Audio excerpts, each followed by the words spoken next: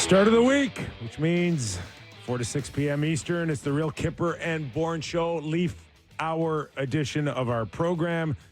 Nick Kypreos, Justin Bourne, Sammy McKee, MVP Sammy McKee, Jake the Snake Schultz, Derek Brandeo. We're with you for the next 2 hours. We are live on Sportsnet 360, Sportsnet 590, The Fan in Toronto, and streaming always on Sportsnet Plus.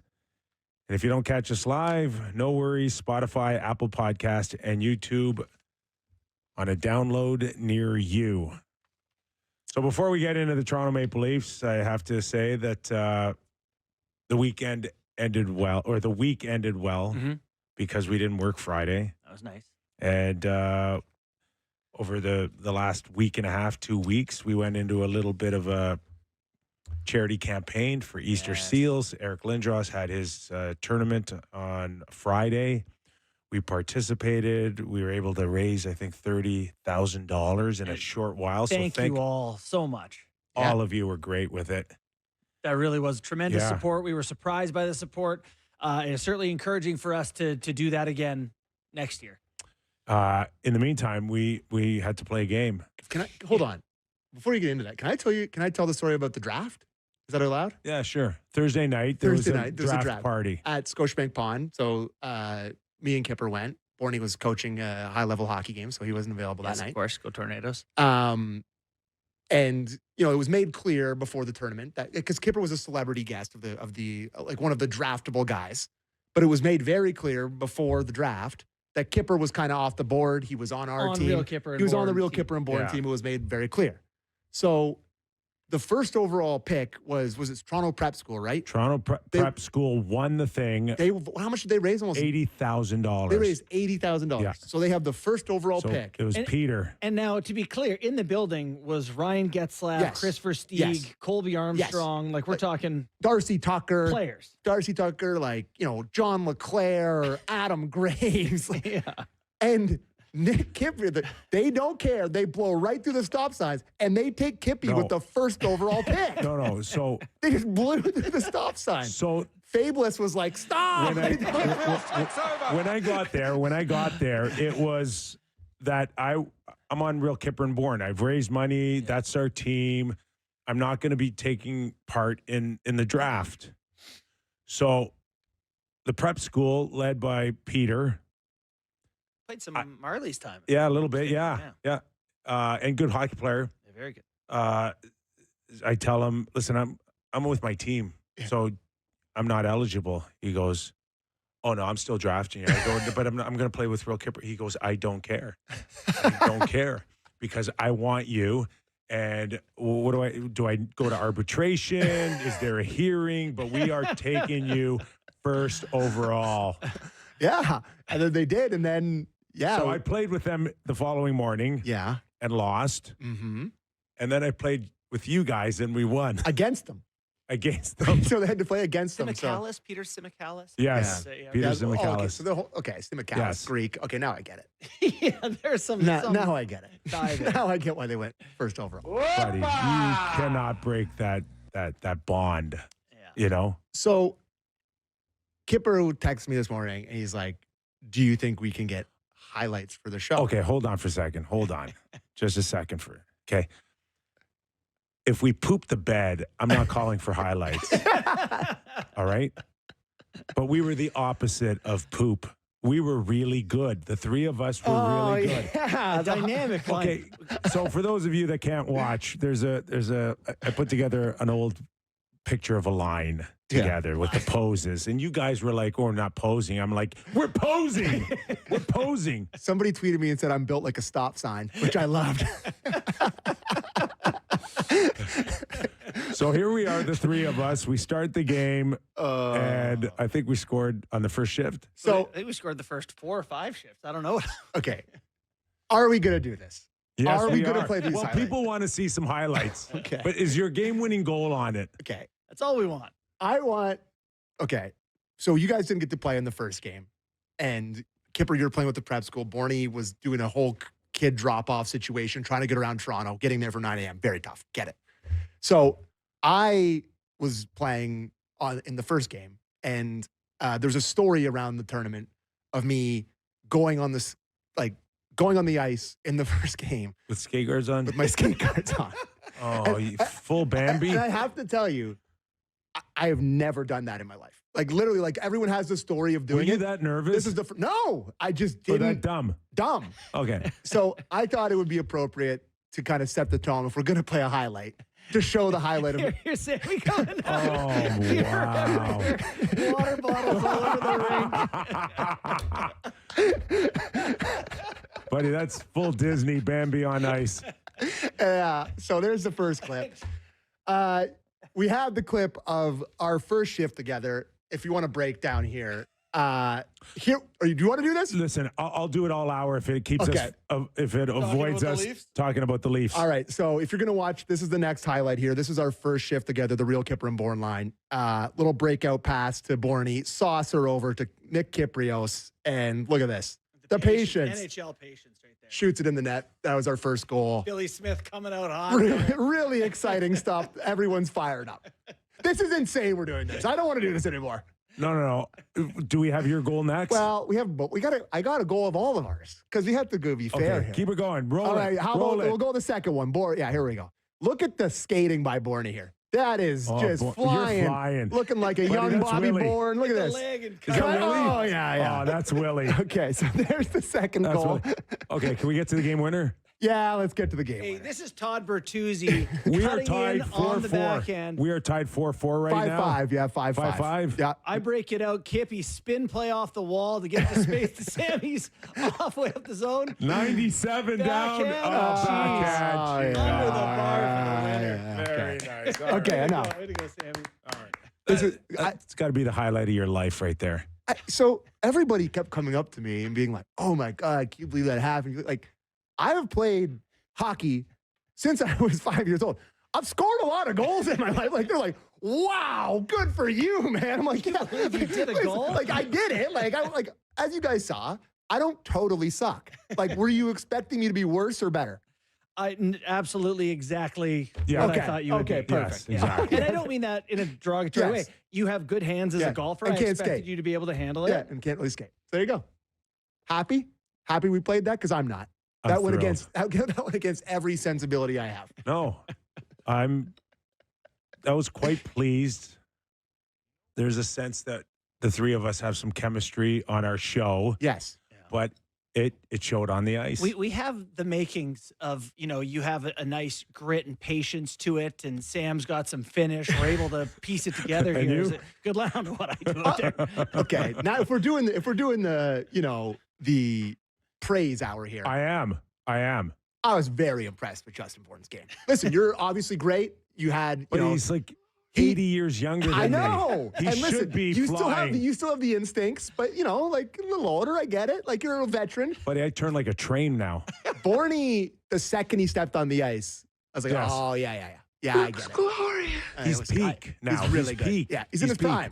This is the, watching Kip and Lindros and those guys Yes. have the patience and poise and the way they think the game Yeah. is a different level from anything anyone else is doing out there. It is a different type of game. And the first game that we played, you guys didn't play, and we got to play against John LeClaire, which was really cool. And Yeah. holy crap, does he still have the Yeah, instincts? still. Like just smooth as butter. All right, enough. All right. We got to win. We got to win. Okay. 1-0 for the boys. Can we play one shift for the Leafs maybe tomorrow night? Kip in had 2 and Boston? 3 for 5, by the way. No big deal in the game. Right? Can they use us? Is what I'm asking you. Well, you know what? I will say a number of times playing with you, I did notice your attention to detail, back check, through the middle, good stick. They could use a lot of that. I got to tell you, I'd fit right in on this year's Leafs. You're built to be a Leaf. Leaf Fit for right life. in, baby. But there's Just when they suck you back in, Sammy, with their 3-game win streak, I made 1 4 or 5, right? yeah. right? Before this weekend. Like they kind of had felt like there was You dropped turning a corner. we're back. I did, Yeah, yeah. you dropped it. We're back. Yeah, I think, And where are you after the weekend? to quote one of my favorite movies of all time, Dumb and Dumber, what was all that 1 in a million talk? What was all that we're back talk? Oh my gosh! Holy crap, boys. It was lazy hockey on Well, the goal. you want to get into specifics, or you want to generalize the weekend first? We have a coach that generalizes it, so I don't have to. Well, Yeah. they didn't play. They didn't skate today. So day off. So they didn't really have a look back at the weekend. But we have two overviews. Do you want to touch on anything Saturday night in particular before Sunday? Or, again, do you want to just blanket this thing with Berube's? I do think that it all was connected. I thought the problems in one game were the problems in the next game. I think if we're going to have a conversation about the Saturday night game, I think the worthwhile conversation would be to have about the worries of Anthony Stolarz, where, like I think the defensive breakdowns have been pretty putrid throughout this whole season, but I wouldn't exactly say he bailed him out Saturday night. Okay, but like, do you think I'm being too harsh on that, or why the defensive meltdown from something that was fairly strong last season, or was it maybe not as strong as we thought, and it was covered up with a .926 save percentage, and Stolarz just made it look way better last year than it really was? I got an article coming. Here's some rush chances stats. Last year, they were 8th in the NHL in rush chances against, so pretty good, and 4th in rush goals against. Very good. This year, they are 31st in rush chances against and 32nd in rush goals against. So last year, they gave up 34 goals on rushes against total. They're already at 15, and we're 15 games into the year. So they are not good. way worse than last year. Way, way worse in that regard. wow? Yeah, like, hey, Mitch Marner was a good defensive player, but No. This is this is beyond that. What is going on? Yeah. And Although, the guy did play 24 minutes a night. yeah, But you know who Right. else played center? David Kampf. David Kampf played defense and had a conscience too. I mean, I'm not saying No. I'm just saying, like, hey, listen, I'm with you now, and I'm like to listen to now them. Elliot had a report Saturday night on Hockey Night in Canada about a signing bonus, which I think means a lot to him, $1 million. I would imagine. And I don't know what the percentage of it that the Leafs expect back from it. It would be prorated, I'm sure. But, like, how about you keep all of it and you go back to work? Totally. That's How about that? fully intended today to be like a strong take. Is David Kampf an option? Like, Get back to work. Their glaring And call him omissions up. are defensive and bad positioning and all the things he does well. and Scott Lawton just got popped by Zadorov, and Yeah. I mean that looks like a concussion of some kind. Sure so does. I don't know when he'll be back. So it seems like they could use it. Like, I mean, what did Max Domi play last night as a fourth line center? 8 minutes, Yeah, it was not pretty. 9 minutes. I don't know. Want to go to Berube off Boston Yeah. or Carolina first? Well, why don't we play the overview of the Bruins game, and then Okay. we can kind of move on. I thought 3 of the goals, we ended up bringing the puck back in our zone. We didn't need to. We could have just got it out, but they ended up scoring on 3 of them. I think I thought we didn't execute well enough with the puck early on some of these plays, but, I think we all got to be better, including the goalie, everybody. We didn't execute well enough and made some, for me, we caused all them goals ourselves. He's not wrong. Mhm. Like, I'm watching. They got the first goal, which was nice Saturday night. That was Nick Robertson on the power play. So much to like about that, Yep. Great pass by Domi. right? Cross And, ice on the like, tape. hey, it's not Willie, it's not Tavares, it's not Austin, it's other guys contributing at a key part on a power play. And then 18 seconds later, then Morgan Geekie comes. Boston's coming through the neutral zone 1,000 miles an hour, and 18 seconds later, it's 1-1. How many times has that happened though this year with just like the rush chances? It's just Yeah. wide open I in the will middle of say, the ice. I'm not as down on the goaltending. I am down on the goaltending, Yeah. but not as down to some people who think it's a crisis. But that one killed me. Yeah. That one just killed me. Where it's like it's on the ice and you're 6'6". Like you pad down, paddle down, whatever. It should never go in. Just a shot off the post on the ice.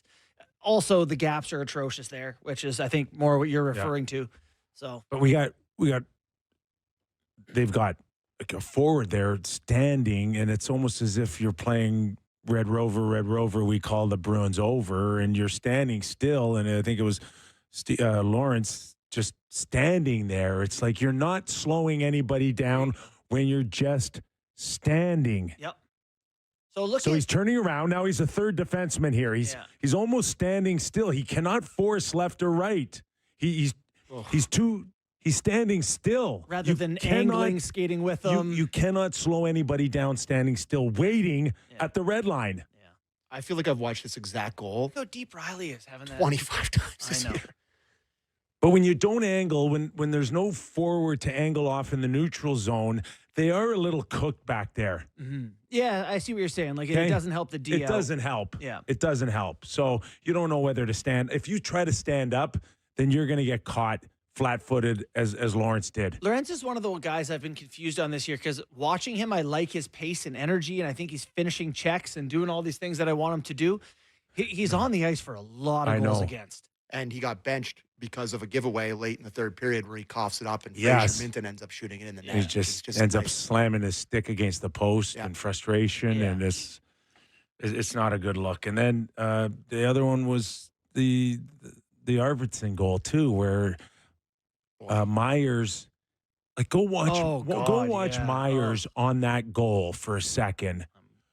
Just the plays in your own zone. You're a defenseman, and Is that the 2-1 goal, right? the 2-1 Yeah. goal. He's standing up. He's upward. Yeah. Watching, standing up, Mm-hmm. and the freedom to get to the net.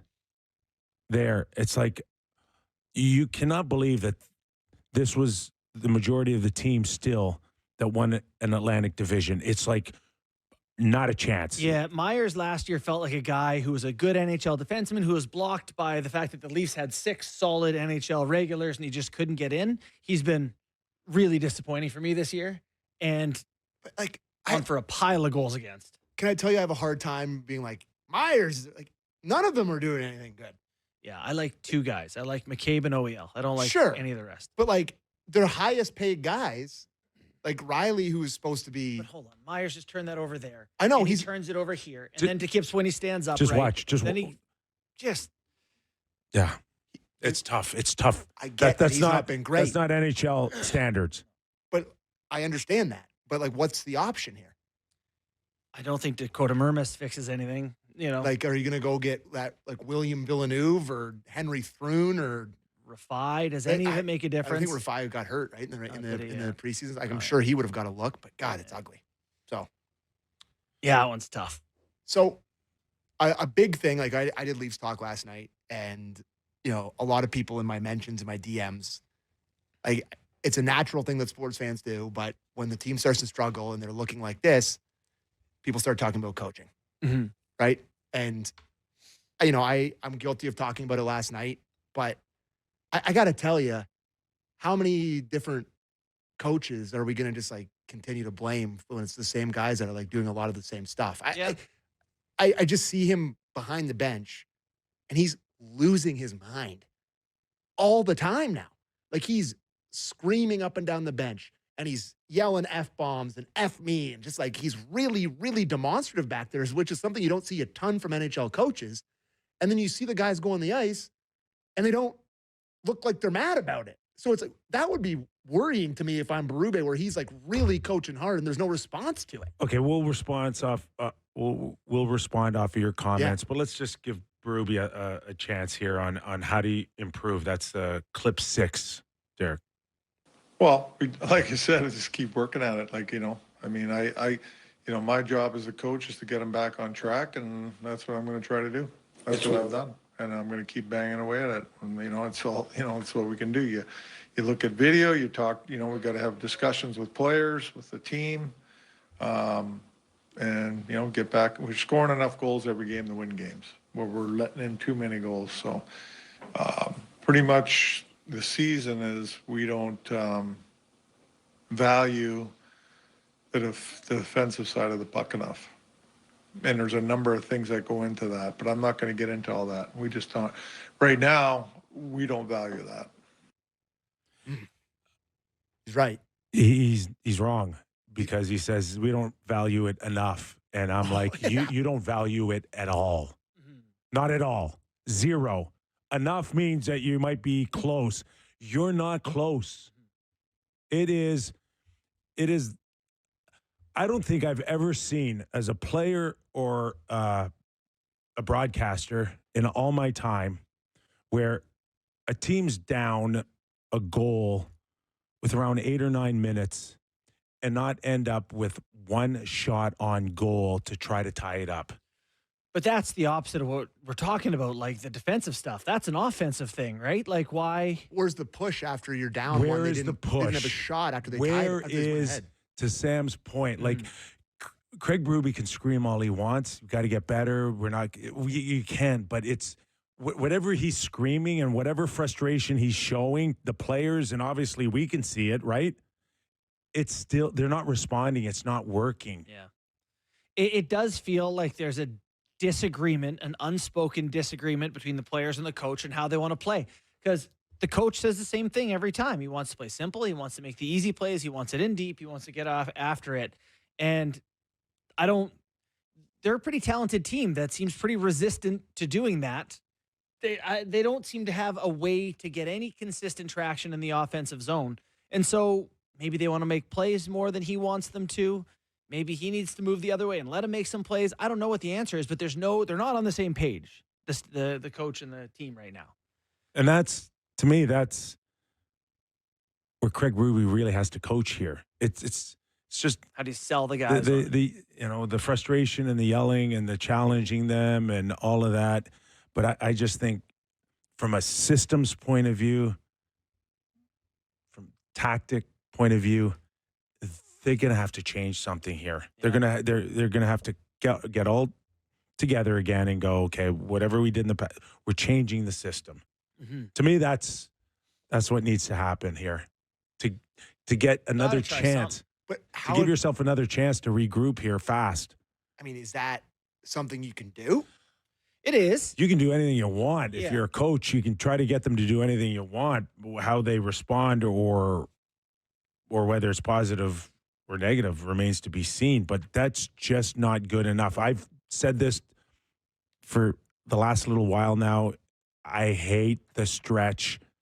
I hate the gap between forwards and the defense. Yep. I look at Willie's first goal where Morgan starts it, and it's the 40-foot pass off the wall where I think Willie's from Nyes into the middle. Willie's waiting for it. It's a set right? play. Yeah, it's a set play, Mhm. which it looked good. It looked good, right? Yeah. But like, it's the 9 times it doesn't work. Well, and it'll be a lot more than 9 once another team watches it in video and goes, "Hey, here's what they do." So you can look at it and say, hey, that's a hell of a goal in November. But how many times did we see that stretch pass happen in the playoffs? Like, they tighten up. I'm And to with your you. point, they figure it out. And Short support is way better. You they don't as come a out. group. They don't come out together with 5 guys. They 5-7 foot passes, support passes. Yeah. I don't see too many of them. Yeah, it's trying to find more possession is a big thing. So they are a team who creates more offense than their possession, right? Like, often the possession, the other team has it for 8 minutes more than them, but like the chances are even. But that puts a lot of pressure on your defense to be in their own end, and pressure on your goaltending and all. It just taxes your team a lot to play that way. And once you aren't putting those opportunities away, you're going to lose a lot of games. So I don't know. They need to find a way to have the puck more. That's one thing for sure. It has to start with your best players too. And I know as a media, there's been a lot of talk about, Tavares' offense and Willie's offense, and the numbers look good and they're up there with the big boys and it's all great, but it comes at a price. It seems that their offense and their starts have come at a price of either blown the zone or the defense. Yeah. But they can't outscore their mistakes. And I think they've been in, I don't know, maybe their whole careers So where I they've don't played mind this way. those two, though. Like, those two, to me, There's just not, Willie had a bad giveaway yeah. again, in the neutral zone. And But him and Tavares haven't, to me, been. no, They had a I'm bad not- third period. what I'm trying to tell you is that if you're going to ask your team to just play better defense. And I don't care what happens in the offensive zone. My concern is keeping the puck out of the net. It's not scoring goals. So if you ask your team to go back and revisit to be better defensively, it has to start with your best players. For sure. They have to show. They can't say, don't do what I do. Do what you're supposed to do. Yeah. And it's like, no, it doesn't work. Then now we're into Team A and Team B so again. I'm 100% on your page. I just looking through numbers and watching all this. Like, to me, Tavares, he's their best forward in terms of like goals against this year in his minutes out there. He's done a good job all over the rink. Yeah. I don't think that pretty much everyone else has been any good. And Austin Matthews, who I wrote about today, is such a topic right now where everyone you talk to goes, what do you think's wrong with him? No one says, do you think he's the same player? Everyone says, what do you think it is that's off? And so he's one of those guys, Kip. There's a GIF in my article today of him standing behind the net while his two teammates dig in the corner instead of going up high, which I'll show you off the air. It's just like, it has to come from him. He's the captain. He's the leader. He's the guy. And then I've got some other stats in there about how he's fallen off too. You're not wrong, and he would be at the top of my list of asking players, the good players, to lead defensively, to lead the effort defensively. But nobody blows zones. Everybody has to do their job to get the puck out of our zone first. Totally. After that, I'm not worried about it. But today at practice, I need you guys to lead the charge of better defensive hockey because they'll follow you. You're still supposed to be the leaders. They will follow you. That's the ask today. And for Willie and John, they've got nice cushions on their stats. Now, please just keep it out of our net as priority. Thank 1A. You. Thank you. I don't think it'll ever be a problem. They're so gifted, those guys. Can I ask you, though, like, they're going to start that in year? Yeah. Your point's really good here. It's like, listen, I want them to. And they probably should realize that they need to, but those are two very different things than getting it to happen. But Craig Berube and Brad Treliving have not been in here all 10 years of their careers. So it's not too late for them to ask because they're still fairly fresh on this. There was also a lot of talk for years that it was like, oh, they got a contract coming up. They need a contract or what. These guys are under contract. They're not playing for money. They're not playing for legacy. They've got lots of both at this point. It should be really easy to sell them on defense. Oh, I disagree. I think they're playing for legacy here. They will be regarded as the biggest disappointments in Leaf history. If they don't win. If they don't find a way to turn this thing around and compete this season. Yeah. I want to ask you about Matthews. I wasn't done on that. Yeah. So just because he's still the same smart, slick kind of player, right? Like he made a great play against Carolina, goes to the back door. He knows where to go. He almost chipped another one in. Yeah. But, Bunk in our postgame show, I did Leafs talk on Saturday night, was like, has he just lost his fastball? Does he just not? And he's not even talking about just the shot, but like he doesn't dominate physically like he does. So I went, NHL Edge has stats that go back to 21-22. His hardest shot by year, 96, 94, 91, 90, 86 this year. So 5 straight years it's gone down. This is the first year. His skating speed, the top one is below 50th percentile. And then time in offensive zone. So 99th percentile is tops, 99th, 96th, 65th, 62nd, below 50th this year. Like he has just lost the ability to drive a line. Yeah. And I don't know if it's injury. I don't know if it's how he takes care of himself off the ice. I don't know if it's go ahead and list all the reasons, the coaches or whatever. Lack of Marner. Like whatever your list. And I even went through with Marner and without stats. No, this is an internal thing. Yeah, this is physically he's not the same guy because he did well without Marner in the past. I don't. You can add. Something's not. You can add to physically, mentally, emotionally, all of it. It's dropped for him. And everyone's going, why? We don't have that answer. We just know it's visible in the numbers and what we see is that he's lost an edge. They all have to play with an edge, and whatever that means to you, it doesn't mean to me or anyone else. But whatever pilot light was lit is pretty dim right now. Yeah, he is not hungry. He is not. There's no edge to him at all. Zero. He looks to me like a guy that's just collecting a paycheck right now. And so what part of this is like I want to be careful because it could be injury, it could be a number of things. But to your point, you don't get the benefit of the doubt in an injury if you don't come out and say I'm not healthy. I'm sorry, but and do what you want with it. It kind of played last year out. Nobody ever got explanations. Nobody ever got definitive answers to that. You want to float that out again. Do it all day long. You're just not going to get the benefit of the doubt like you did last year for it. Yeah. You're not. Well, and that's fine. If you're done with the benefit of the doubt, then I agree with you. He doesn't have an edge. He's not physically engaged. And so here's the thing I want people to separate. He's still an elite player in the league like this. But he's so talented. He's going to score 40 goals doing this. He's going to, be Scored last night. Yeah, he'll be a point per game guy. He's going to do things that other people can't, win faceoffs, all that. But his bar is here. But it can't help you win.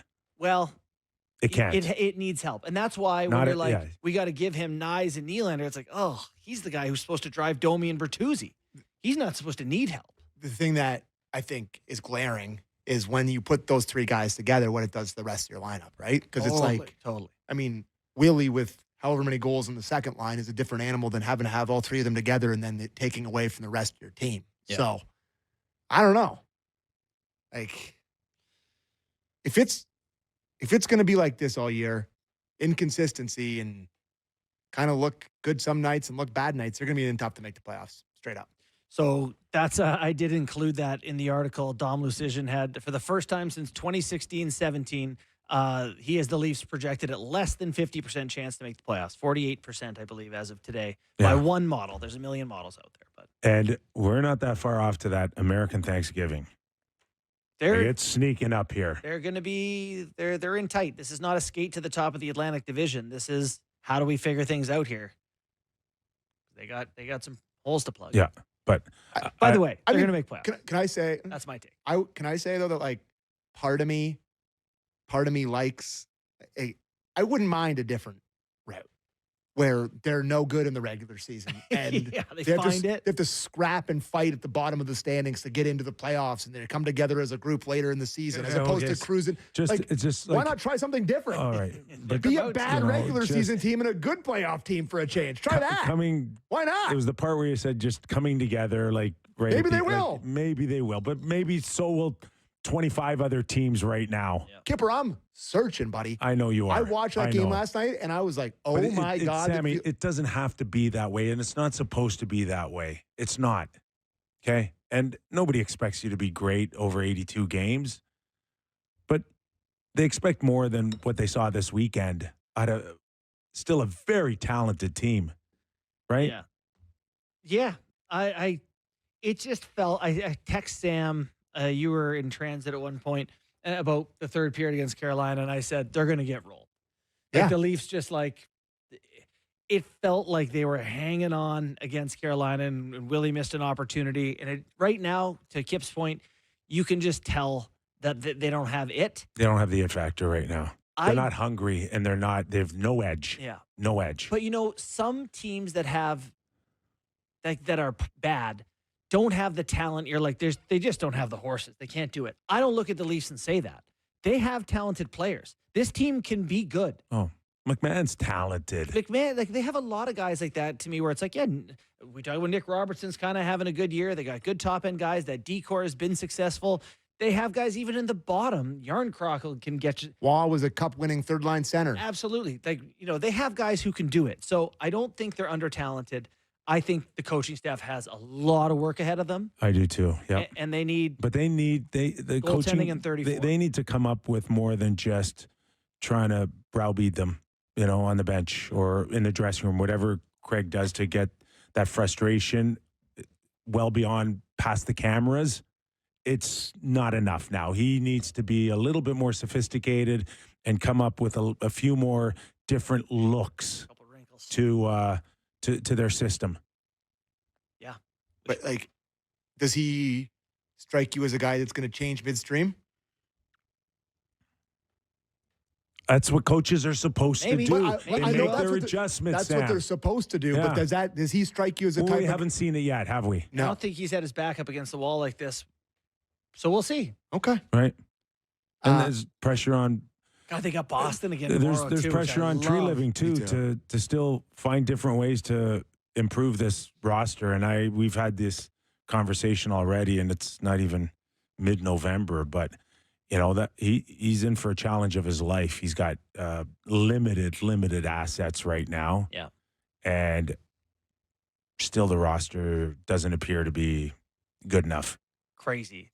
David Kampf can't get on this lineup or in this lineup. Yeah, I don't know. How are you gonna? Yep. How are you gonna improve? I don't know. Just right now, they need to squeeze more out. And Carlo, There's way more. I don't know. He was way better in Boston. Way better. Was he? Listen, I say what you will about him, but that's not a guy that you trade for your first round today. He's not even close. I saw Myrtle on with Bunkus today on their podcast talking about how they had some buyer's remorse on Carlo and they were maybe trying to move him for Paterka during the offseason. So that was coming. I was like, oh, great. That's not going to help. Jeez. What if we got a small skilled assist guy? Well, I mean, yeah, I know Paterka would be like under the microscope even worse here. But I just mean like that's kind of where they're at with him. Right. But I don't know. Like the thing that really worries me from a perspective in terms of Chris Tanev. Do we got to go to break? We do. We all. Is somebody saying that in your ear? Or, No. Okay. We don't have to go to break. It's late. Oh, whatever. I mean, I'm we not just- the we just- producer. I'm just asking. listen, we played 10 minutes of highlights from our. He scored the game winner. He'll tell them when it's shut time. Please. Good God, point. shut up. I just think that, like, I hope the way they've looked and the nature of Chris Tanev's 2 injuries that he's had back to back, I really hope they don't rush him back. When are we going to see him? I'm a little Soon. Tanev? Yeah. like playing. Yeah. There's no talk about him feeling better? I hadn't seen any. Oh, maybe I'm thinking about the last one. Maybe I just you're- hope. maybe you're not. But you know what I mean? Like, those were pretty scary injuries. And I Yeah. don't want them to be like, we're desperate for a defenseman. We're going to put him back in there maybe before he's ready. He's at a different point of his career. Worries me a little bit about They it. need to win so they don't feel pressured to make dumb decisions. Bingo. All right, we should go to break. Okay, we'll go to break, and when we return, we'll get a John Tavares clip on what he thinks maybe is the issue here. Interesting words from the former captain of the Toronto Maple Leafs. When we return to Real Kyper and Bourne.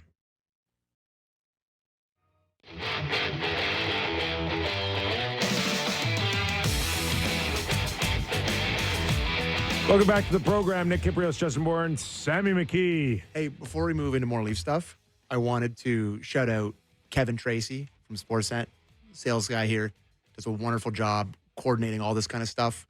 And Yes. I've played in a bunch of these tourneys with him, and he headed up doing this, and he was the captain of the team. And Yeah. he's the man, and he's a slick hockey player. More too. importantly, that was a nasty saucy through the back door. He can really snap it. And shout out our goalie Jess, who Yeah.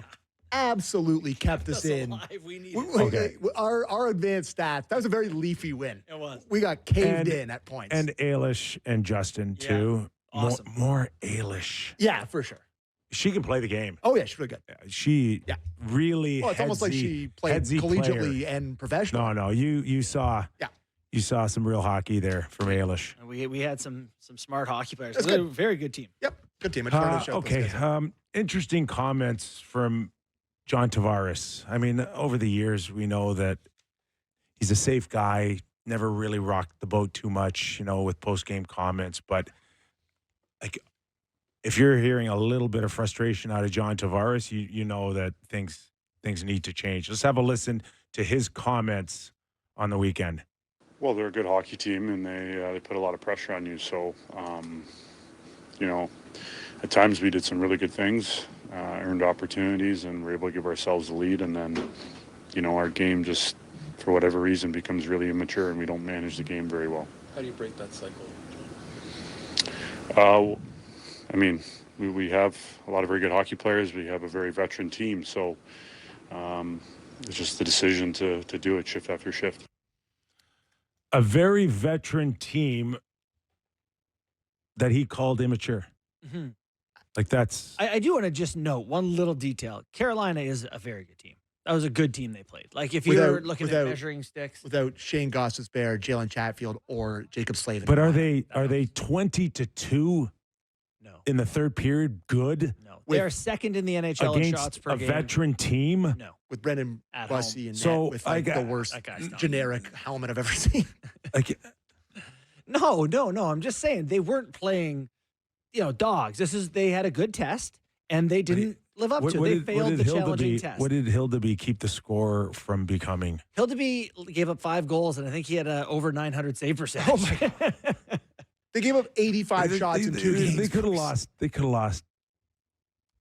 lost 10-3, 11-3. I think the Post probably made a dozen saves. They gave up 4 breakaways in the second period. 4 breakaways in the second period. How does that happen? That's For a team that it wasn't too long ago, people were saying they're a hard team to play against. You can't get into the dirty areas with them and get a shot through. They blocked everything. Mm-hmm.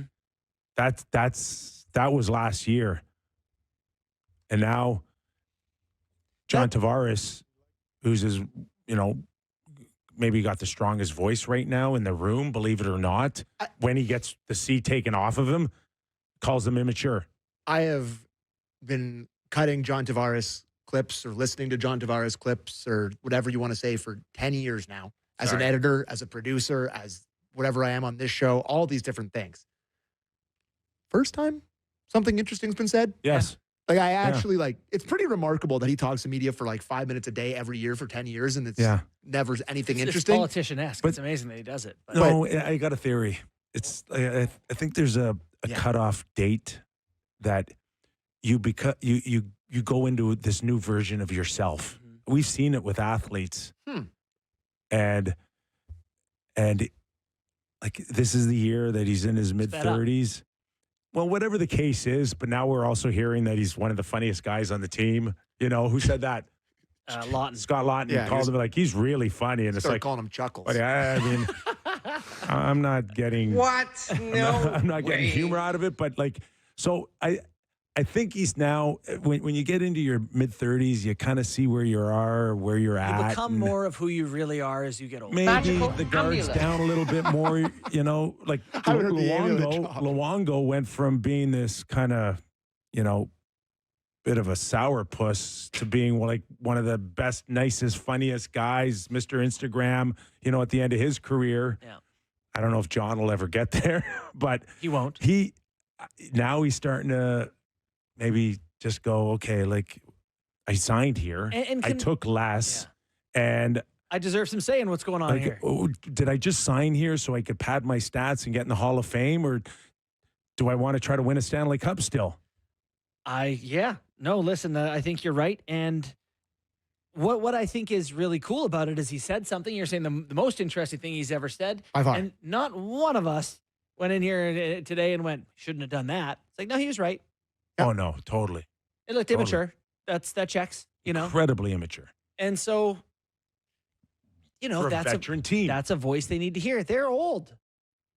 The team has got a lot of guys who've been around. And Austin could learn something off of that little clip too. And I'm not saying that it's hard for him because he has not been great, but even if he called himself out more and he said that's unacceptable, and I look disgusted, look sickening. Like McDavid does it. Well, he's a grump. I'd take a grump. Grumps are I great. would love a an good Austin grump. Matthews grump right about now. Because I grabbed the audio to listen to it to see if there's anything worth cutting. Of Austin? Yeah. Yeah. And it's just, it's not, the tone is never annoyed. That's what I would say. Well, He's saying things that like you think he's just trying his best to get through it as quick as possible every single time. That's what it sounds like to me. And sure, maybe they hate doing it. So I get it every day, but like just say one thing to try to fire everybody up. The passengers thing last year was one thing that he said. Or he called out the crowd after Reeves fought the one time. Like, get in the news a little. yeah. Like for a reason that you're calling out your team and then go out there and score a hat trick. Wouldn't mind to see that. Call one time. yourself out. Sure. Start there. Sure. That way you can never get in trouble. Yeah. Yeah. Oh, you you hold get yourself responsible or whatever. It'd be nice. But, you'd also like to see that frustration spill out in the rink. I don't know if you guys have been following the Oilers, and we'll talk about them in the next block. But, they're talking about Trent Frederick. And it's like he's not scoring. It's like, well, do something else then. Yeah. Run into somebody. We got Willie. Did you like Willie's comments? No, I didn't. But He was asked about the concern. yeah, play the clip. Play the clip. Concerned are you? I know it's still, I guess, relatively early, 16 games in, but how concerned are you with where things are at? We have been playing, good and bad at certain points. I mean, we just got to sharpen those things up, and I think we'll be good. So, not really worried. I mean, we can score. So, yeah, without the puck, we just got to be better. It's a big deal, really. That's exactly. We might as well just say it was a big deal. Poor Joe Thornton, who's legendary career. And I remember Joe in the playoffs fighting Ryan Getzlaf off the opening faceoff, trying to get inspired. Obviously cares, obviously a competitive guy. But there's that Amazon clip where he's like, yeah, we're in first. What's the big deal? Whoa. There it is. Yeah. And we hung on to that because it was such a sign of just because things are going good doesn't mean you don't need a jerk of the collar once in a while. And it feels like that with Willie. It's like, yeah, well, we can score. It's like, okay, the standard's higher than that here. You can't get over the hump in the playoffs. Yeah. You know the fine details it comes down to. Yeah. You should be upset that you're nowhere near the standard. The standard And capitalized. if you are one of the top scoring teams and you look like that, that's a concern. Well, and anyone can score if you don't play defense and you just cheat and go that way. Problem is they score more that way. They have given up the second most goals in the National Hockey League. Only the Blues have given up two more. 62 goals the Blues have given up. The Leafs have given up 60. Stinky. It is. Leafs have scored 59, though. I think that's the third most in the league. And they're -1. And they've scored the third most. Berube's got to break some bad habits here that have kind of plagued them throughout their 7, 8 years. Time to break. Oh, what a True. drop. Sorry, Kip. Yeah. It takes time to break. Well, it's time. Time's up. Yeah. It's Yeah. now season and God, 2 months in. a win tomorrow night, Sammy, would go a long way to No, I won't say kind they're of back. bring you I back. will not say they're a back. little bit. I would like them to win. It would kind of slow it down a little bit. Don't read into anything like that. We're backs are. It's going to take a while. You're going to ration them out? We're going to take a while. I got a little horned up after the Utah game. We're back, and then I watched those 2 games this weekend, and we are absolutely not back. It's the opposite of back. Curious to see now, how soon will Joseph Woll get in, right? He played 36 gosh, minutes. they He gave can't- up 3 they- goals. They can't get him back fast enough. I know. He did play? He did, yeah. Any reports? I just know they gave up 3 goals in half a game. Oh, here we go. He got hit in the bucket on the Oh, first great. shot. Yeah. Great. Just a solid shot to the head. See? Oh, Welcome back. Look at the time on the clock. 1846. Welcome to the the first period, AHL. yeah. Straight between the eyes. So, Yeah. at least he's in game action. There you go. We got some highlights now. Oh, here we go. Got a full pack. What a pro. Is Yeah. it Jake. back Oh, there? yeah, he's crushing They it. both him and Stolars came in as one of the better duels in the National Hockey League. This was supposed to be Strength. One of my positives. a rock of a tandem.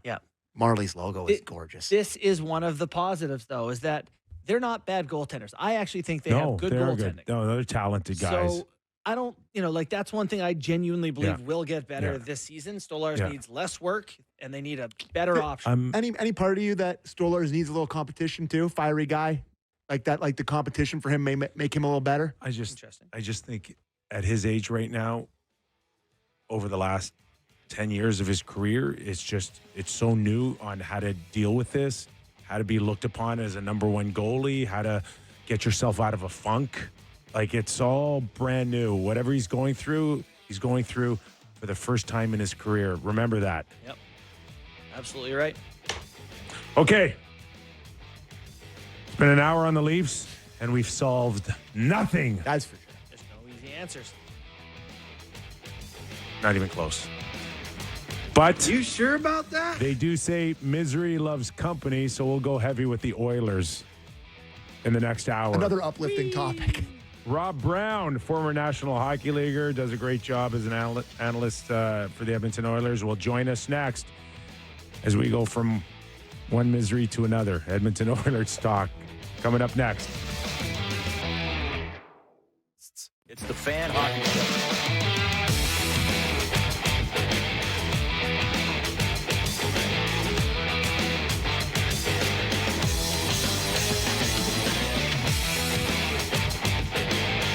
All right, let's kick her up for the national hour of our program.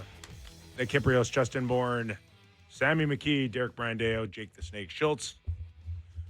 We're live on Sportsnet 360, Sportsnet 650 in Vancouver, Sportsnet 960 in Calgary, and always streaming on Sportsnet Plus. Also available on Spotify, Apple Podcasts, YouTube.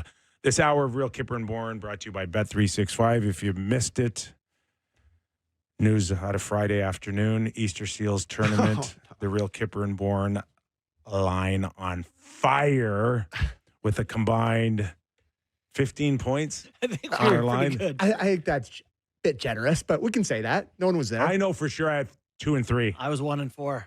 I think you had to be 2 and 3. I was Just go 2 and with 1. it. Just go with it. Go with it. I had Now, 2, yeah.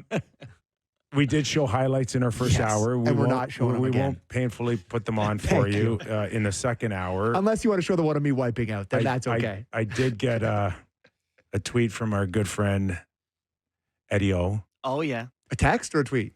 A text. Oh, okay. Yeah, text. I don't think Eddie O has Yeah. Twitter. No. Saying that I should be fined for showing those highlights. Yeah, agreed. Fine. Totally. Agreed. Totally. Agreed. Such an embarrassment. Agreed. But you can find them. They're on, did somebody post them? Yes, our wonderful social team, Well, just to I'm- torture us a little further. I'm proud of our chemistry continuing on the ice.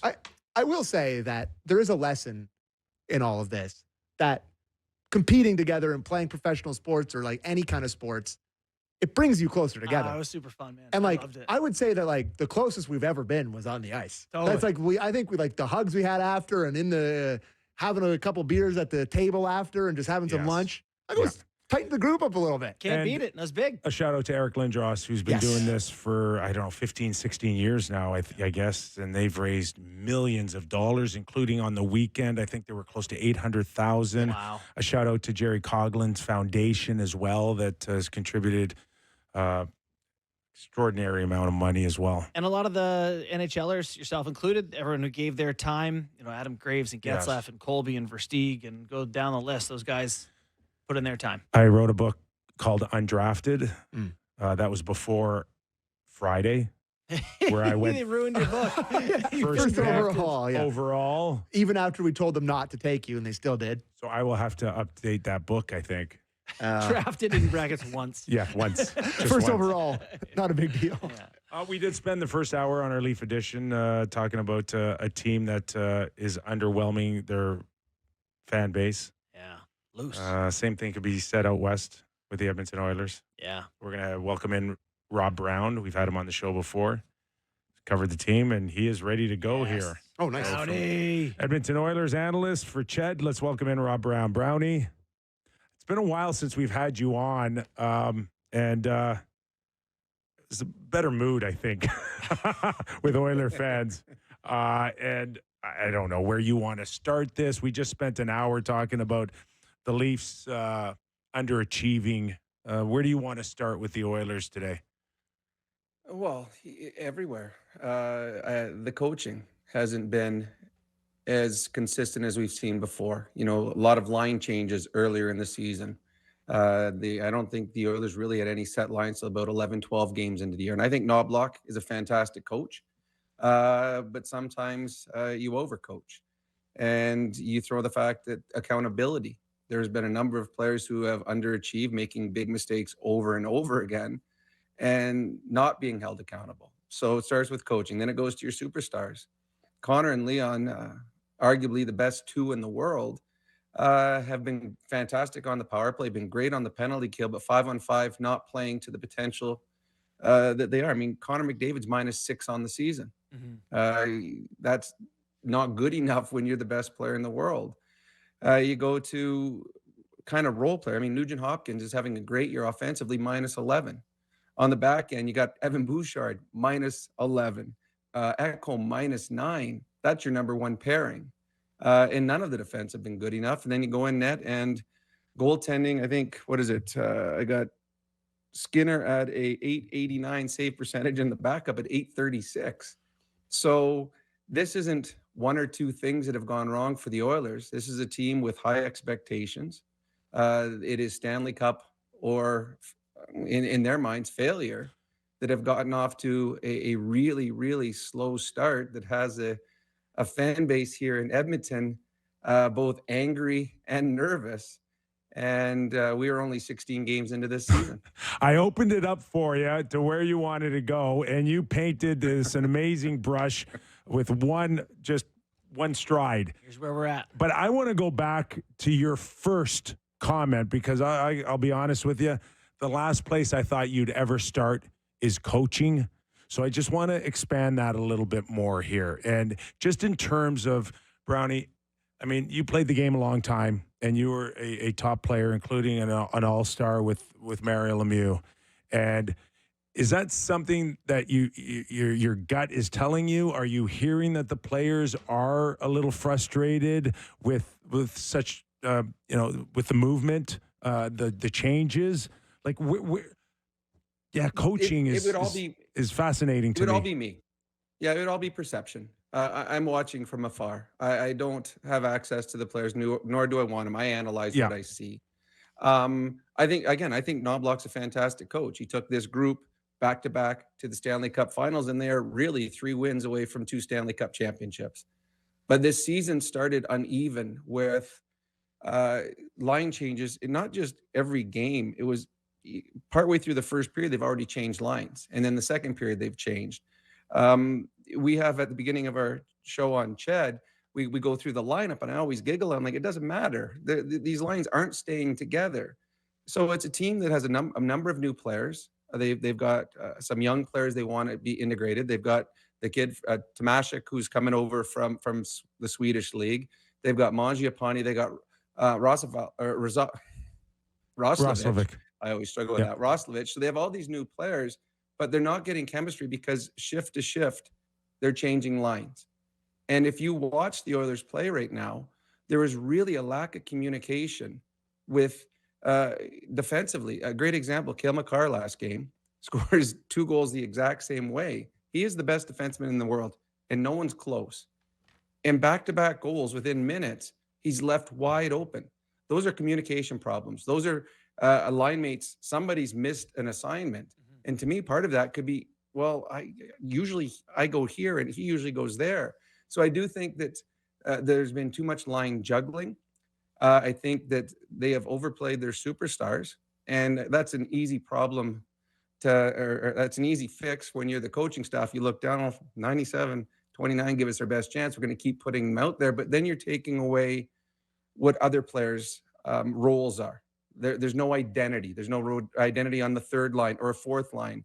With Connor and Leon penalty killing, I mean, you know what it's like, Nick. If you are a fourth line guy that's penalty killing, that is your identity. You will block the puck with your face because you know that's the only way I'm going to stay in the league. That's the only way I'm going to get extra ice time. So you've taken that away from them, and the accountability is the big one. There's been a number of veteran players, and Evan Bouchard's had a really, really slow start to the year for what he's capable of doing. And the same mistake over and over, but there hasn't been an accountability. He makes the mistake, pinches when he shouldn't, turns the puck over when he shouldn't, then he's out again the next shift. So those are all coaching things. I know that there's more problems than that. And I do believe Knobloch's a good coach, and I don't think there's any coaching controversy here. He will be here for a number of years and hopefully be part of the Stanley Cup winning team.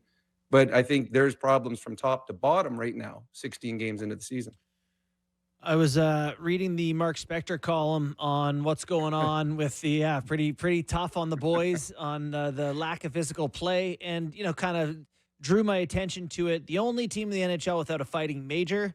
You lose Perry, Kane, Connor Brown, Arvidsson, guys with a little bit of sandpaper. Mm-hmm. Do they miss that? Is that something that this team now lacks that they didn't last year?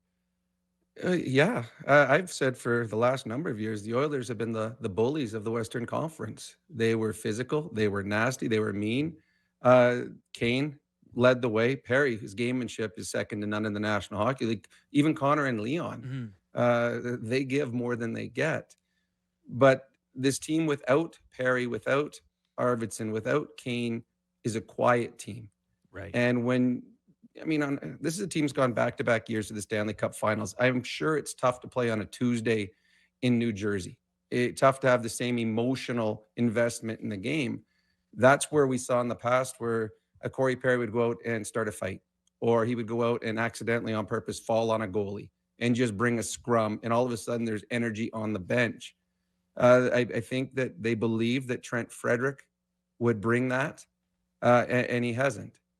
And if it's not Frederick, then I guess it's Nurse, and he hasn't had the same investment yet this year either. And then after that, you're looking through their lineup, it is not the same physical team that we've seen in the past. So yes, I do believe that this team right now is trying to find its identity, and the team bully that it used to be, it hasn't shown up yet this year.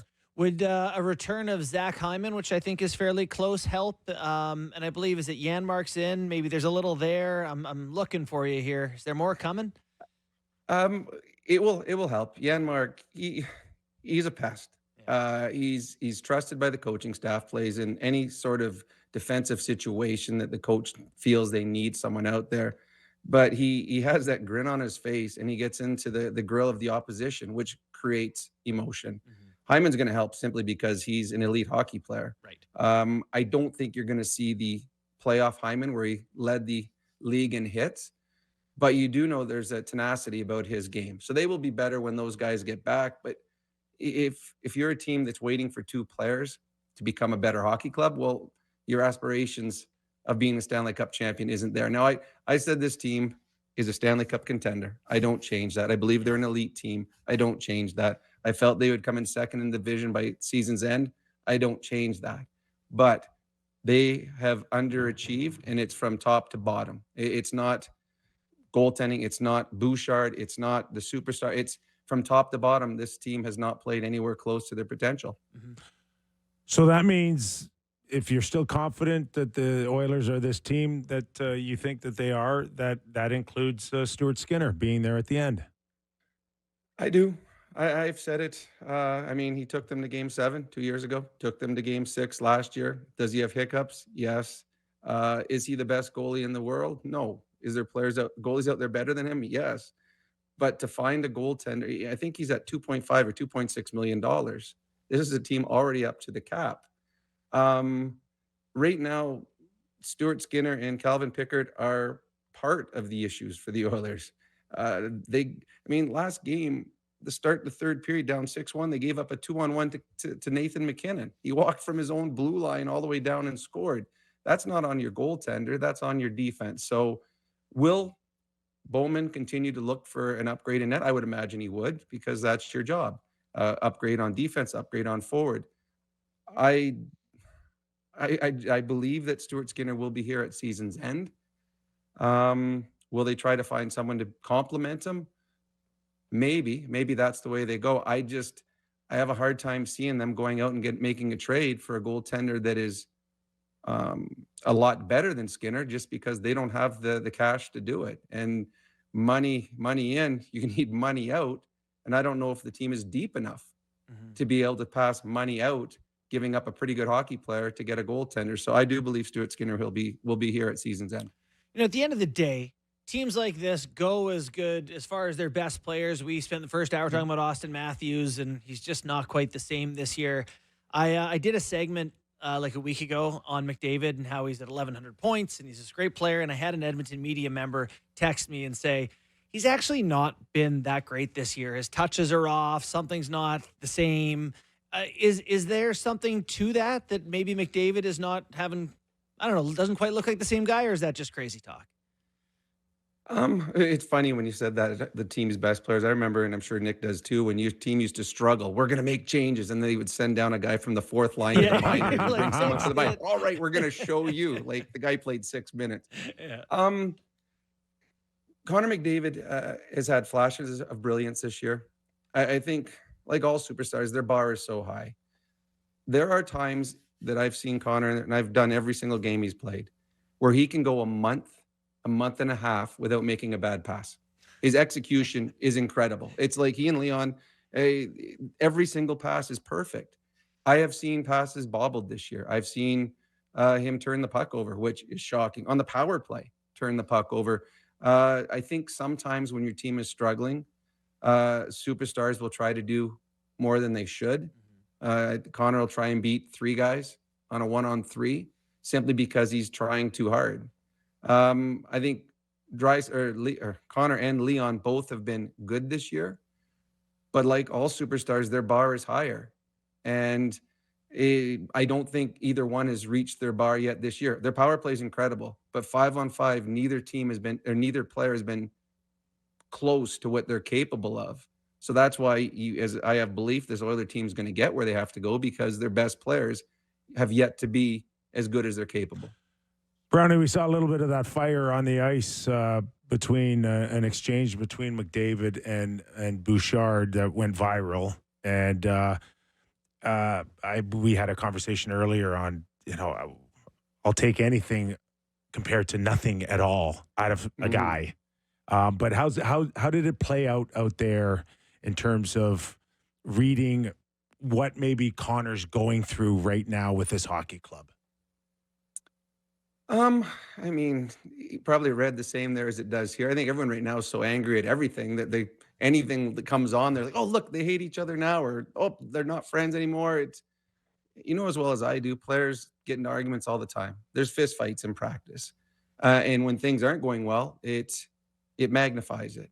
I think Connor McDavid is the ultimate competitor. I don't know him, but I imagine he wants to beat his mom when they play crib. Like he wants to win everything he does. 15-2. And this season has not come anywhere close to the way they wanted it to start. For great players, and I don't know this because I wasn't, but I would imagine great players expect greatness every time they step on the ice, whether it's in game and practice. So if something gets messed up in practice, they probably don't understand why you can't do this perfectly, because I can. To me, I think there's frustration. The 9-1 drubbing last night, it's funny, or a couple nights ago, Leon said we needed a slap in the face. That's what we needed. Teams will have bad nights, and when those nights happen, you forget about it, but you don't forget about how they respond the next time they play.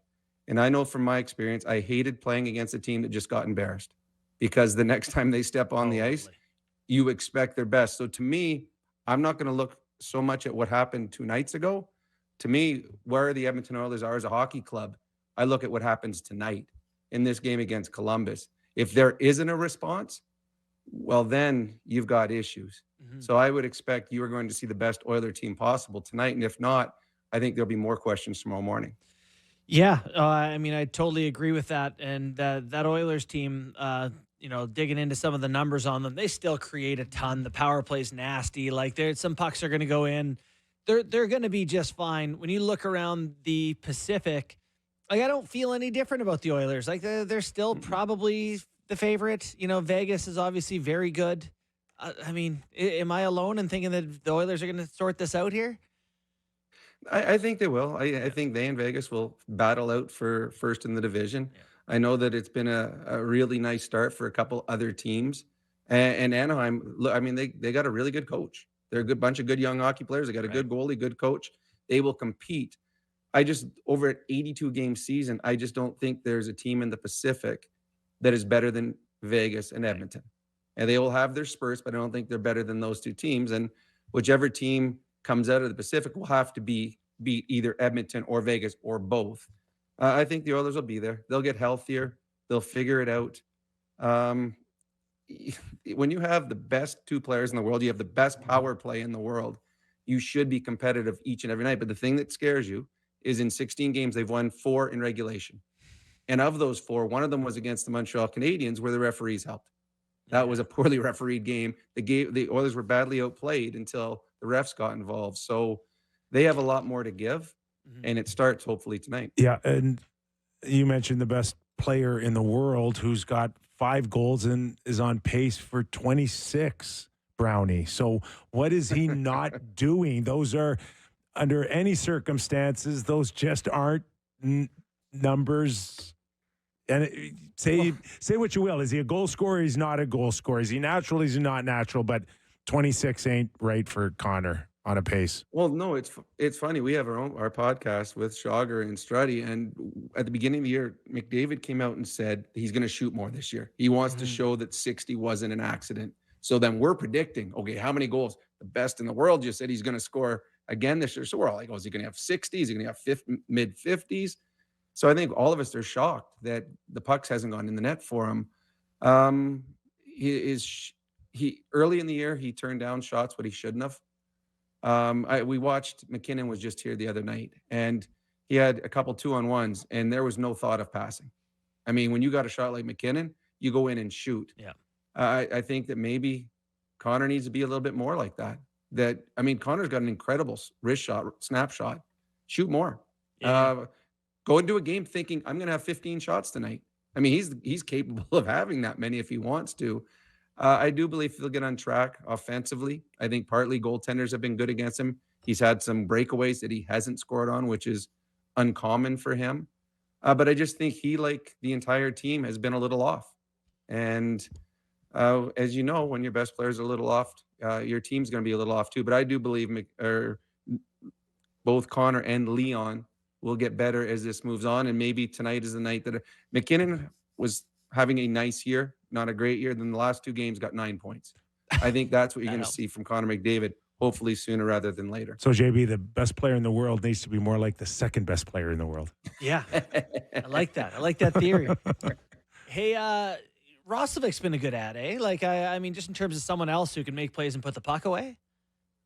It's funny, when they traded for him, I remember Roslovic when he got traded to the Rangers. And I think, well, that's a great pickup. That kid's got skill, but it didn't work out. Then he was in Columbus, and then he was in Carolina, and he's a healthy scratch in the playoffs in Carolina. I'm like, hey, why? Because I remember watching him, and this kid's he's skilled. I guess sometimes you wake up with an opportunity realizing maybe this is your last one. Right. And you start to put things together.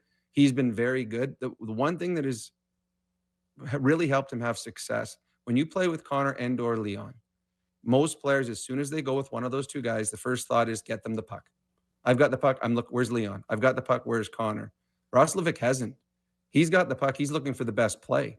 And sometimes he's looked off Leon and found someone else, which he's got the confidence to do that. And he's got the skill set that when he makes that decision, it's good enough. Roslovic has been very good for the Oilers. Now, does he have the consistency? I don't know, because there's got to be something that he's on his 5th team here already. But so far, he has probably been, over the last whatever games he's been here, he's been their most consistent player. So I don't know if that's a good thing or a bad thing, but he has been very, very good playing with Leon Draisaitl. Well, we'll keep a close eye on the scoreboard for those of us that are going down to the Hockey Hall of Fame tonight over the Oilers tonight against Columbus. But we'll see how we feel tomorrow. Tomorrow on our national show. Brownie, great stuff as always, man. Always appreciate your time. Thanks for doing this. Thanks, guys. Thanks, Brownie. Appreciate it. Rob Brown. Nothing like a high bar from a guy who's like, I wasn't a great player. I had like 45 goals in a year or something. Pretty great player. I just talk about the Oilers. Like I've said before, I'm just so sick of this little song and dance we have to do every year. Well, we got to do the slow start thing every year. Like, and guess what? He's probably right. Everything he said there, they're probably going to figure it out, but we don't get to be mad at it because they're going to be good again. It's like, just be good for the start. Is there any way you could quickly look at their record last year, and was their record better now than it was last year or the year before? Because this is you can do the exact date. Consecutive. 1 second. Like how many bad starts in a row are we at now? November 10th last year, the Edmonton Oilers. Worse, I bet. No, I think better. We're 7-7-1. I believe they are 7-7-1. No, I think they're 6-6-4. Yeah, so they're 500, just like last year. Exactly the same. Yeah, that went to a Stanley Cup final. Yeah. Okay. And they're just going to do the same thing, but we don't get to talk about it. We can't be like, oh, the Oilers are no good, because they are good, but they don't play good. It's really annoying. So if we go back, if we go back 2 years. They were 2-9-1. They're putrid. That's when 2-9-1. That's when Woodcroft got fired and they brought in Knobloch. Right? Like and they also went to the Cup final that year. Yeah. So, Game 7 of the final. Yeah. So we're not going to go ahead and panic on the old Oil. I was cutting the audio. Did you guys play the Knobloch goaltending thing with Brownie? Do you guys want to play it? I do. Yeah. I absolutely want to do it So because there's a couple different Knobloch clips from after the game. Yes. On against the Avalanche. One that. Oh. That's cool. One that we includes. got intro music now. I guess one that includes the reporter's question and his answer, and then one that is similar to that, a shorter one on goaltending. You want to start with just how he's feeling overall? Sure. Clip one from Knobloch, Derek. So we're 20% of the way during the season, and I feel as if after several games this season, even a couple wins, we've sort of been asking you about, well, isn't there more to give? Can't the team be more thorough? Like, do you feel there's still a lot more to give, and what's going to get them to that point? Absolutely, there's lots, and I think we've been always probably a little overconfident that things will work out, and we've. But they will. This team's been in trying times several times over the years, and they've always worked it out just because they've found a way to play better, step up, and I think right now, in the last couple of weeks I've seen, we've been just kind of waiting for that moment to happen. And I think tonight would be, I definitely hope this is rock bottom for us. I hope this wakes up a lot of guys. And we understand that we've got a lot of growing to do to become a good hockey team like our expectations are for ourselves. Do you think there's any chance that they don't? I think the problem when you're bad 20% into the season is that what if something then goes wrong? McDavid gets hurt and misses 2 months, or you leave yourself exposed. 30 teams that can say the same thing. Well, right? totally, Right. but that's it. Like if you play with fire, then you can go, oh, Yeah. well, this happened and it killed us, rather than just being good when you're healthy, which they've been mostly. I just They've had think some injuries, the for sure. odds against a third consecutive bad start like this ending up being a Stanley Cup final, like, come on. Well- that in itself, if you did the odds of them at their 500 record now month in, to yeah. still end up in you'd be like, that's almost like striking lightning now. It just doesn't happen And I this way. think It's not supposed to happen this way. the element of physicality we talked about with Brownie there, no Perry, no Kane, no Arvidsson, no Brown, and you replace it with Savoy and Howard and Majapane and Roslovic. Look what Corey Perry's doing right now. Yeah, he's got more Still. goals than all their new guys combined. But on the just Oilers. he's just a gamer. At the end of the day, he's It's just like, a when's this gonna gamer. stop? Why did they not keep him? What was it? Money, I guess, Yeah, money. because he was a What did he sign frustrating, in? necessary What did he playoff get? element for them. 3? I thought. Did he get 3 or? He's got 7 snipes in 10 games. I'm just quickly checking. Just tell me how much money he makes in it. Sam, are you on that? Yeah, I am. Signed a 1 year, Yeah. $2 million contract, Oh, for the which love of God. includes an additional $2 million in performance. Yes. But the AAV is $2 million. So it's like 4 million. Yeah, but 2 against the cap, I guess. Yes. Yeah, they're Oops, just Steve. so tight, right? Like Yeah, but I mean, you gotta you find dig, a way. you dig a couple out of the couch cushions to maybe keep Corey Perry around. I don't know. It's just He was decent in playoffs, if I recall. For we them. just Yes. spent a good portion in In our the first top hour line for talking half. about sometimes guys just lose the edge no matter what. They can His talk edge. about it all you want, Yeah. and it's still not there when you need it. Man, He's this the guy's he plays the game still like he's friggin' 21. What an admirable trait it is in hockey to just be someone who's edge. Still cares. just wants to win every time they're on the ice. Yeah. Kind of like us. Kip had that. Oh boy. Now, Knobloch was also asked about Skinner. Yep. On whether or not the team still has confidence in him. Did you get that clip? We have that Back-to-back clip. cup finals, of course. Yep. Is this team losing some belief here when it comes to the goaltending situation? I don't believe so. Ooh. Ooh. Oh, Wow. Wow. man. I don't believe Not so. all at once. Yeah. I don't believe so. Now Keep that imagine- drop, please. Imagine Skinner watching or listening to that. Yeah. see the exact second. But his the heart thing, breaks. like, again, we're doing this, and it's like, yeah, and they're going to go on a 16-game winning How streak. about Rob Brown, though? He's the only guy I've ever heard be like, yeah, I think it's going to be Skinner, and Skinner's the guy. That's just the way it's going to be. Gregor just says that too all the time, but like, I just read the article. LeBron had a good article on potential Team Canada Mhm. goalies or whatever. he didn't name And him, that, did he? well, just the word Stuart Skinner being in there is like, what does this guy have on people? I love the don't guy, believe so. but the goaltending does not speak to any of this. By Now, the way, Jack Reeves, my two thoughts on this. My Get him Give in me there. Bennington 10 times out of 10. You don't watch the game very well? my two thoughts on Knobloch talking about Skinner is he's done. He's cooked. He'll never recover off of that. Sorry, you're saying that that's what you just heard? I'm saying that if I'm listening like Skinner and I hear a coach, Yep. I'm done. Yeah. He went full He's Sheldon done. Keefe. Right? How are you supposed to come back to work every day and feel like this guy is backing you, Yeah. or the team's backing you? Exactly. Like you're going to practice now until things dramatically change, maybe with a winning streak or the next few games, and you can change that energy around.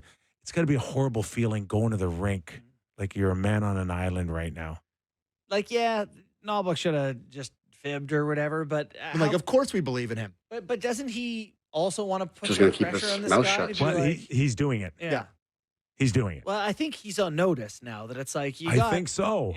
I think a so. month to sort this out or something. Yeah, we're on a Connor Ingram countdown here now, Yeah. right? Because is he playing in the minors? Like, I feel like he's probably anyway. Now, would Skinner's experience the last few years of people bailing on him or jumping on his bandwagon and jumping off, or this would just be par for the course for him? This is the Bennington thing with Team Canada, where it's like we've seen him do it when it counts, so no one's too worried. Like he'll figure it out. He's When just the worst goalie in the league. It's fine. his stats in playoffs last few years, yeah, they could have used a better one. But he has had some great stretches. He owns the Dallas Stars. Game time? Game time. It's game time presented by Bet365. Visit the app for latest odds and see why it's never ordinary at Bet365. Must be 19 plus, Ontario only. Please play responsibly. So you mentioned where the Oilers would be after a third straight bad start about being the favorites to make it to the final. They are not the favorite to make it to the final from the Western Conference. The Colorado Avalanche are a clear favorite, plus 275 right now to win the Western Conference and represent them in the Stanley Cup final. Vegas ahead of them at plus 400, and then the Edmonton Oilers coming at third at plus 425. So there's two Dallas teams Stars ahead must of be them. like, well, we can't get ahead of Edmonton. Dallas is plus 500. Well, I mean, why would they be? They just beat the brakes off them every time they play them in the playoffs. So it's like, I don't know. And then it goes down the list. The Stars are plus 600. Jets are 9-1. Mammoth 13-1. Kings 13-1. Ducks 16-1. Wild 22-1. Canucks 30-1. What do you Blues, make of this Ducks team? They look very good. They've won 7 in a row big now. to me. They're flying Leo around. look That Leo huge. Carlson at that size, putting up points Oh like he my is like God. This is interesting. Who do you think the favorite to represent the Eastern Conference is in the final? I'll go off the board. Is it not Carolina It's or not New Tampa? Jersey? It's Carolina. Yeah. Carolina at plus 340. New Jersey at plus 425. And who's their goalie? Who's their goalie this weekend? Me. Uh, Brandon. the guy that's I rented for the Bussy? zigzags tonight. Oh my goodness. Where did he come from? Needs to go back where. Yeah. No, listen, I'm sure he's a great guy, but I thought the goals that went in, he looked pretty rough. And how many times you fall down? The Panthers are plus 475. You could do worse than that bet. Tampa 6-1. Leafs 7-1. That is, you want to light some money on fire bet on that one. Canadians 850 to plus 850. Caps 16-1. Ottawa 17-1. Rangers 18-1. Blah blah blah. Down the list they go. So that's interesting to me. That was game time presented by Bet365. Visit the app for latest odds and see why it's ever ordinary at Bet365. Must be 19 plus. Ontario only. Please play responsibly. The one thing that I think Leaf fans and Oiler fans can also look at too is just the fact that everybody's just clumped in here, right? Oilers At the end get of a the win day, tonight. They're in a playoff spot. That just nobody's good. right? Yeah, like Sure. you don't know, like Seattle right now. If you're the Oilers looking up, you're wondering, San Jose Sharks. And Do you know that 28% or more than 28% of games this year have gone to overtime? The most ever in NHL history by good distance. Incentivize it not to happen. Make it 3 points of regulation. Totally. Why are we waiting so long? Push for that extra point. You mentioned Seattle. I was flicking back and forth with Seattle Dallas last night. Matt Murray in net for the Kraken. Still Matt Murray in there. Biggest chest protector in league history. How about It Valley telling can't us be he regulation tapes size. elbow pads inside his pants? Anyways, let's I go to think break. Matt Murray does but that as my 3-on-3 is unwatchable for me. Vile. I was at the Attack Knights game on Saturday at the Lumley Bay 42 Shore. shots a piece? I would tell you that 3-on-3 was not unwatchable. Yeah. Coaches haven't got to the junior level Oh, yet. the They were junior kids, flying go, around. go. It was awesome. Okay, we'll take a quick break. When we return, still more to go around the National Hockey League. Connor Bedard, all of a sudden making some serious noise. Celebrini. Also in Philly, did the captain call out one of his young players? He did. Well, It sounds like yes, because I haven't heard the clip yet. But And we got to talk about the Team Canada jerseys. and for Sammy, the Team Canada jerseys. No, we didn't. Wow. We did on stage with Ryan Getzlaff, but we didn't. Yeah, Still some meat on the bone on the Real Kyper and Bourne Show. Back after these words. Chalet.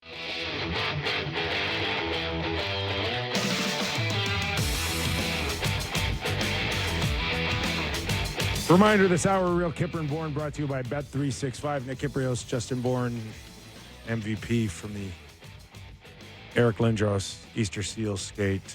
Sammy McKee. Thanks, man. Game-winning goal with Thanks, 2.5 minutes to go. Backhand. I do love that our guy Brian Leach, who does a lot of tweeting to the show, Yeah.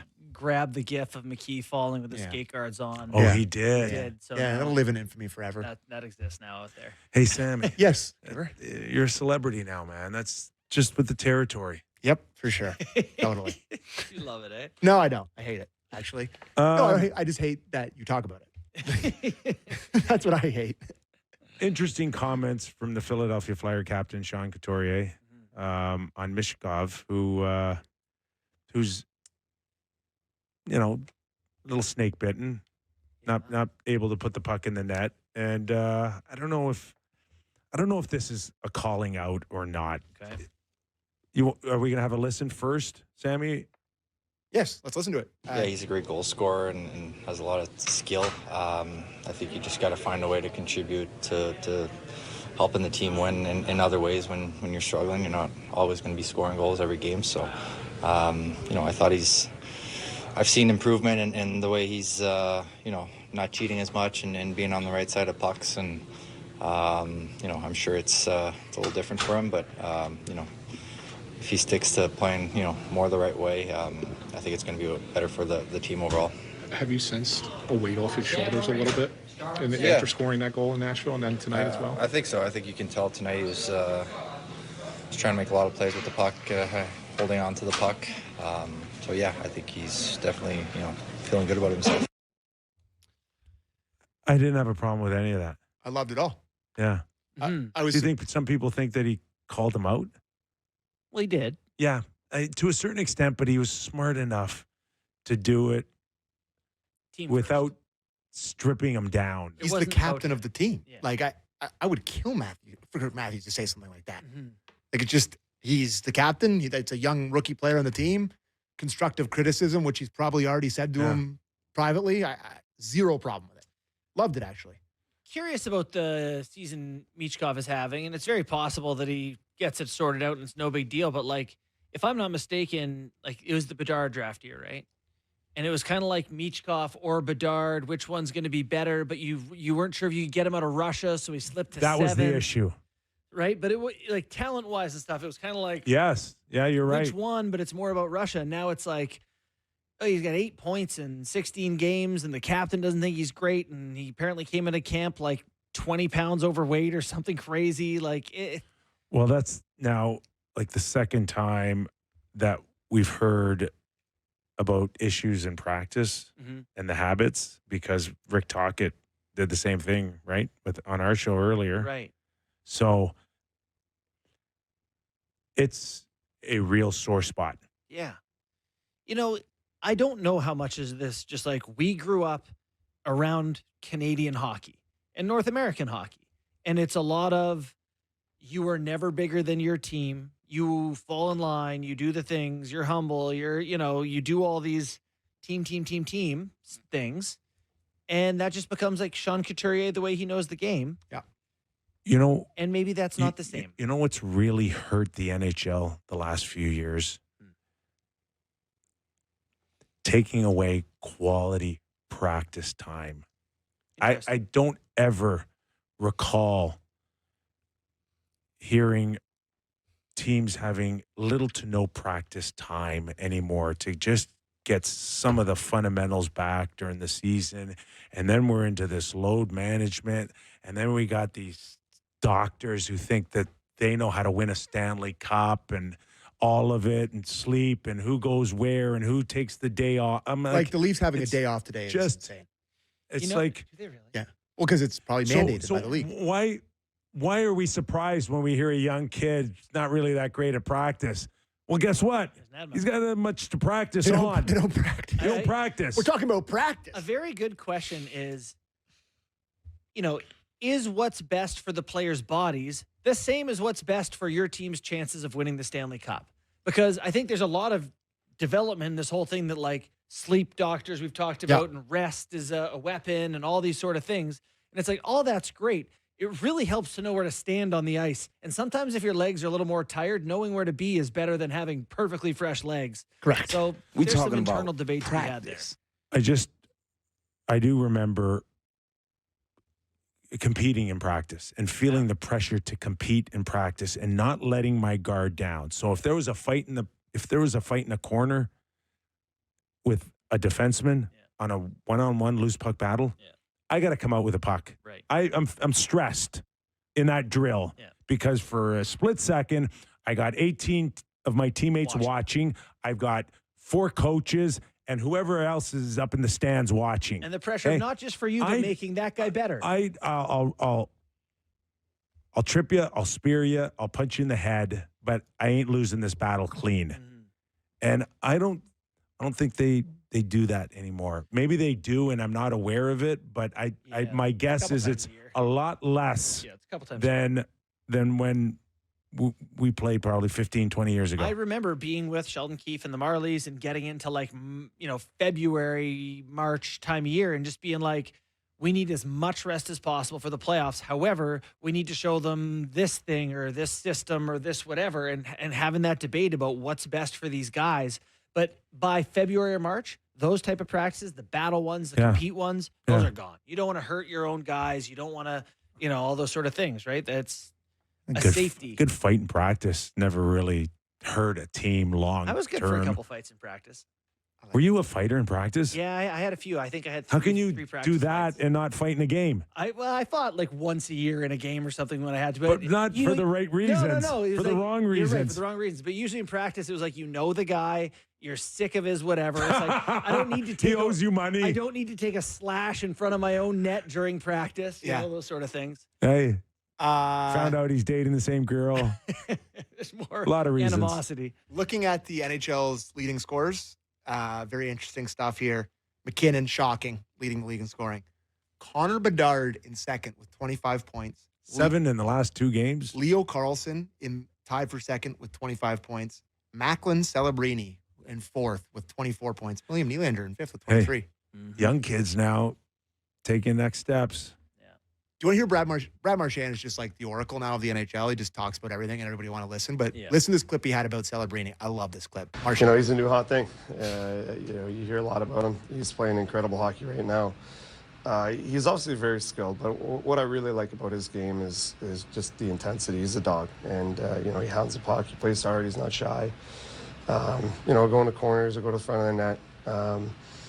So he's not one of those guys that waits for the power play. He plays all night long. So he's going to be, one of the best for a very long time, which makes it tough to play against. But, he showed why he's an extremely talented player.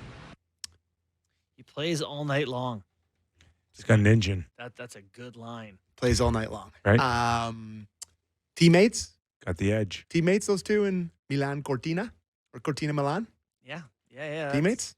I don't think the Florida Panthers thought in 16 games that Brad Marchand would be their best player.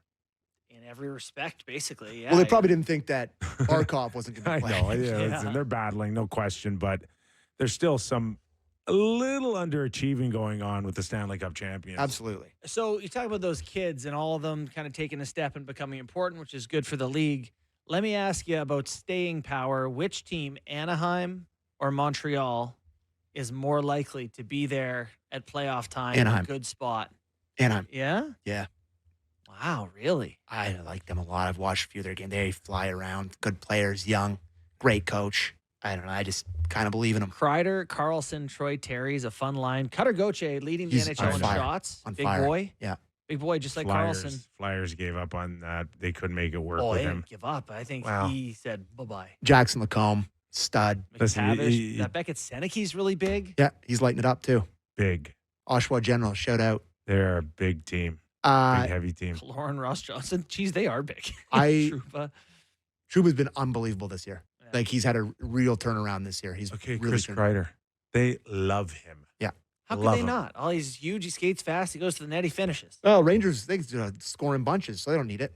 The Leafs missed out on him, Sammy. Yeah. Oh, well. We Leafs should have probably gone missed it. after him. Missed out on a lot of things. Yes. Hey, before we go, we talked about this on Friday, or on Thursday, how scared I was about the Team Canada jersey release. Okay, so Oh. what happened? You're just did it If you're watching on Sportsnet Plus, you're seeing what we just like, is that even worse than you thought? Oh, I mean, so white jersey, passable. Although the stripes don't go all the way around and they're two different colors. The different color stripes is bizarre. But anyway. What's with the black now? The top two, I think that when you're designing a jersey that is going to be worn by so many people and is like, it's a whole nation. Like, can we have the regular person test where you like go to like a sports bar or go to somewhere where like, you know, a rink where there's like hockey players around and you hold up these jerseys and you're like, what do you think of this? And everyone would have been like, no, don't do that. It is horrible. No, it's not that bad. It is so bad. I think the youngs would think it's cool. No. Okay. If you think it's cool, please tweet me or DM me or whatever. They just, all these like futuristic, like they think it's like, we got to be futuristic. We got to get something new out there. Less is always more with jerseys. And I don't know why they think they have to have a Star Wars leaf to make it look cool. Well, it's horrible. To me, our national colors are red and white. Yes. If you want to have a little black trim, totally fine with A it. little gold here like they did the But one year. like, Did your mom make you wear stuff that you hated when you were a kid? No, I've always had impeccable fashion sense, as you can see on this show. Like, hat and a hoodie is what I go to. But like, the nicest jerseys across any sport are the simple ones that are just, oh, hello, that just let you kind of, let the colors do the talking. Canada's a beautiful colors. Red and white with a couple stripes and a beautiful classic leaf. Not that hard. Not that hard. If they don't bring gold, is that the start of what went wrong? They look like the guy who did Monster Energy cans got the job to design them. That jersey has white numbers on it. Which one? The red and the black one have white numbers on it. Is that right? Yes. There's no white anywhere else, really. Correct. Just make the, like, Okay, why? it makes me so mad. Why Like, even go? Just ask somebody. We should Why even Let's go, stay home. Sammy? Let's stay home. They're We so don't like our bad. ball gown. We're not going to the ball. Just let somebody else make a decision. Like, just take it to a normal person. They are so bad.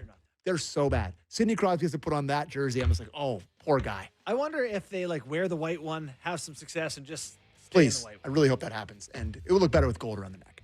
Our thanks to Rob Brown from Ched, covering the Edmonton Oilers. 4 games on tap, including those Oilers against Columbus, where many people feel like must win Oilers. after being Tough game for Columbus humiliated tonight. on the weekend.